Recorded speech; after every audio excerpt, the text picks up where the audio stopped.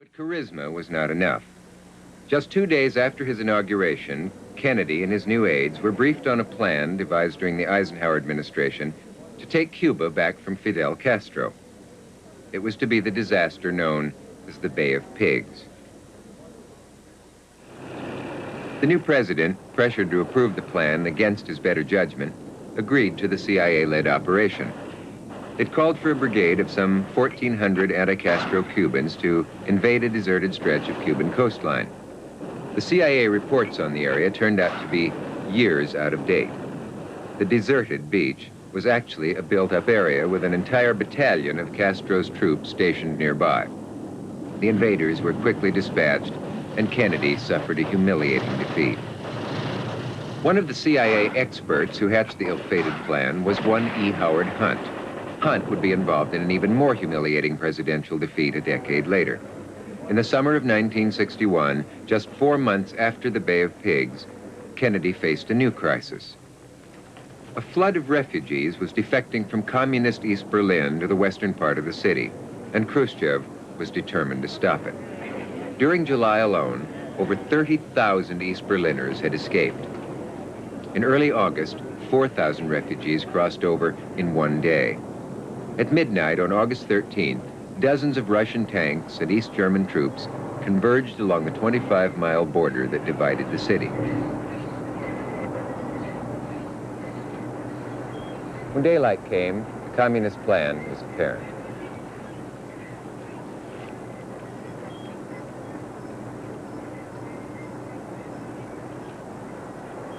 A huge wall was being constructed. It was completed in just 4 days, and only a few crossing points, like Checkpoint Charlie, were left open to the west. And then Khrushchev demanded that all visits by West German leaders to Berlin be halted. Kennedy realized he was being tested and refused Khrushchev's demand in blunt language. The world was on the brink of war. Then, suddenly, Khrushchev backed down. Kennedy had won his first major confrontation, but Khrushchev had his wall.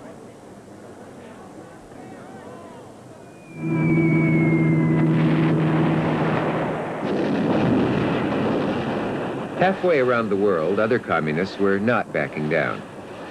Not one American in 100 in the summer of 1961 could tell you that Saigon was the capital of a country called Vietnam with a president named Diem.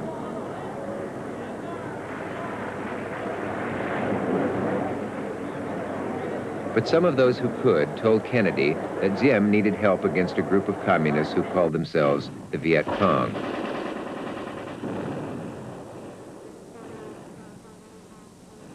Kennedy agreed to send 16,000 American troops, known as Green Berets, to help Diem train his own army. In America, the commitment went virtually unnoticed. As the months went by, however, something else was being noticed.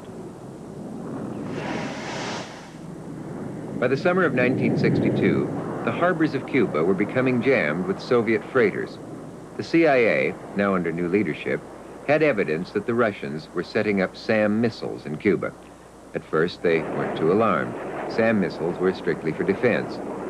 By October, however, the CIA decided to check things out with one of those U-2 spy planes. It was the best idea they had all week.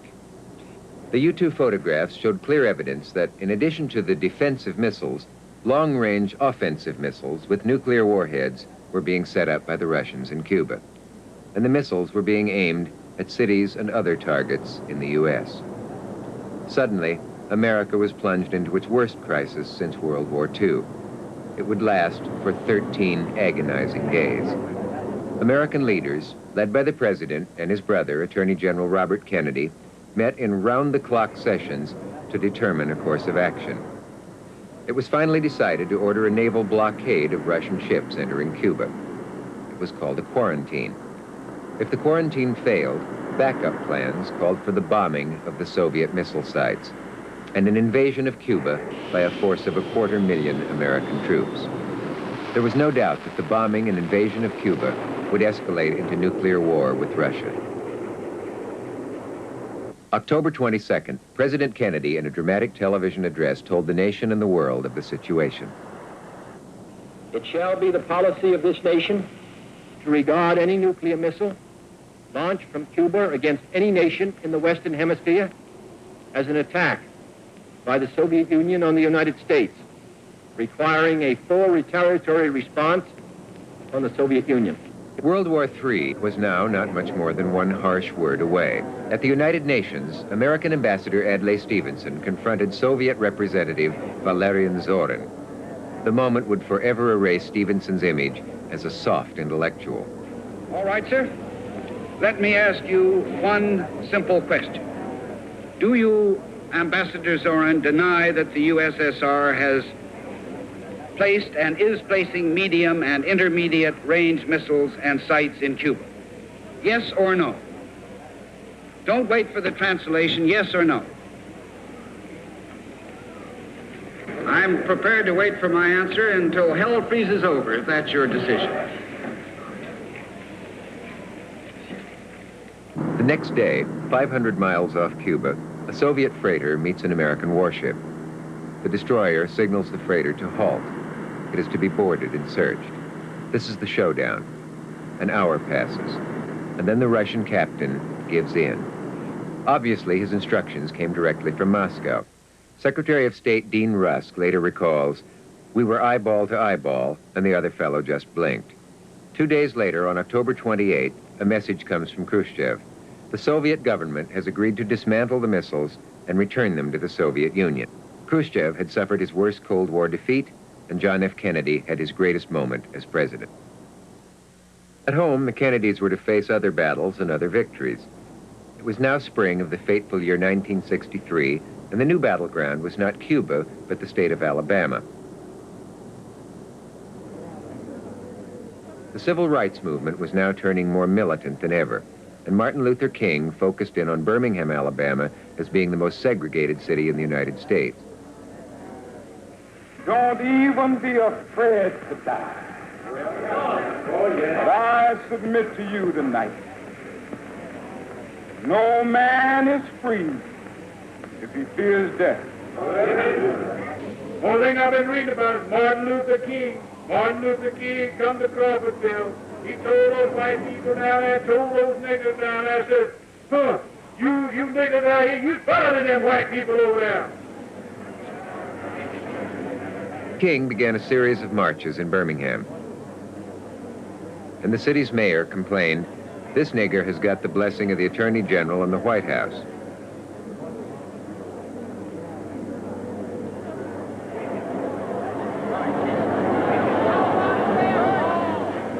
The Kennedys were indeed watching developments there closely.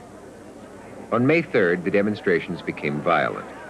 Opposing King was Birmingham Police Commissioner Eugene Bull Connor. Using trained attack dogs and fire hoses built up to 700 pounds of pressure, Connor's men attacked the marchers.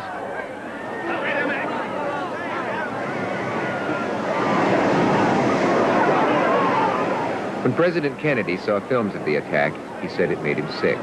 But the violence continued. Bull Connor asked for reinforcements from Alabama's newly elected governor, a politician then virtually unknown outside his own state, named George C. Wallace. Wallace, who had run for election as a hardline segregationist, was quick to send help. Finally, President Kennedy was forced to act. The president dispatched 3,000 regular Army troops to an airbase outside Birmingham. Wallace cried out, "Military dictatorship," but he and Bull Connor finally backed down. Peace and integration came to Birmingham. Another victory for John Kennedy. But tragedy was not far behind. In August, Jackie Kennedy gave birth to their third child, a son called Patrick. Born 6 weeks prematurely, the boy died a day later. Hoping to help Jackie overcome her grief, the president suggested she accept a long-standing invitation for an ocean cruise. In October, Jackie accepted. On a yacht owned by Greek shipping tycoon Aristotle Onassis, Jackie sailed the Greek islands, being welcomed at every port of call.